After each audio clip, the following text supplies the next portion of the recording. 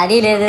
పైగా నా విగ్రహాన్ని కొనడానికి పెళ్లి సంబంధాల్లో పిల్లని చూడడానికి వెళ్ళినట్టు పొలవమను 10 మంది వెళ్తారు. అందులో ఒకడికి ఆ బొమ్మ నచ్చిందని, ఇంకోటికి ఈ బొమ్మ నచ్చిందని. నా కర్మ ఏంటంటే అక్కడ ఉన్నవన్నీ నా బొమ్మలే. మళ్ళీ తీరా 10 మందికి ఒక బొమ్మ నచ్చాక అమ్మేటోడు అలుసుగా తీసుకొని 10,000 15,000 అని బాంబు పేలుస్తాడు. ఎందుకురా బాబు ఇంత రేట్ అంటే కలకత్తా నుంచి తెప్పించామంటాడు. నాకు అర్థం కానిది ఏంటంటే ఎక్కడైతే నేను కలకత్తా నుంచి అయితే నాకన్నా మునగాడు వస్తాడా, అక్కడ కూడా నేనే కదా.